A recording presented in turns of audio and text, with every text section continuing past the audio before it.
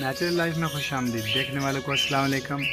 یہ ٹماٹروں کے پودے میں بھی ماشاءاللہ پھول بننا شروع ہو گئے ہیں، تو یہ بھی ابھی پھول بن رہے ہیں۔ انشاءاللہ اللہ خیر کرے گا تو پھل یہ بھی اٹھا جائے گا۔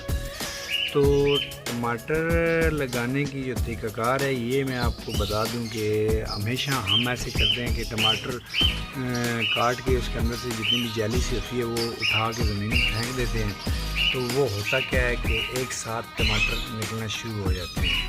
تو ایک ساتھ جب نکلتے ہیں تو پھر ان کو ہم اٹھا کے ٹھیک ہے ایک جگہ سے دوسری جگہ شفٹ کر دیتے ہیں، ٹھیک ہے مائگریٹ کر دیتے ہیں، بھیا اس جگہ سے اس جگہ پہ لگا دیں، کیونکہ ایک جگہ پہ وہ پنیری سے نکل آتی ہے تو اس کو ہم پنیری کے حساب سے ایک جگہ سے دوسری جگہ لگانا شروع کر دیتے ہیں۔ پر وہ طریقہ کار غلط ہے، میں نے بھی خیر ایسے ہی کیا ہے، پر اس طریقے میں نے سیکھا ہے کہ یہ طریقہ کار غلط ہے، یہ صحیح نہیں ہے۔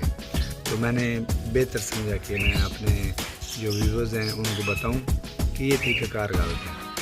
طریقہ کار یہ ہے کہ یہ دیکھیں، یہ جو ٹماٹر ہے نا یہ والا، یہ جینون اپنی جگہ پہ لگا ہوا تھا اور اپنی جگہ سے ہی بڑا ہوا ہے، ٹھیک ہے۔ یہ جتنے بھی ہیں یہ میں نے پنیری بنا کے لاتا اور یہ سارے ایک ٹین میں لگے ہیں، اور اس میں اور دیکھیں اس میں کتنا فرق ہے۔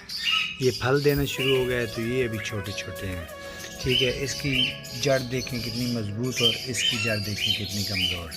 صرف فرق کیا ہے کہ ایک جگہ سے دوسری جگہ ہم نے چینج کیا، تو اس لیے آپ چینج نہ کریں، بیج لگاتے وقت ہی خیال کریں کہ ایک ایک دانہ کر کے علیحدہ علیحدہ لگائیں تاکہ آپ کو چینج کرنے کی ضرورت ہی نہ پڑے۔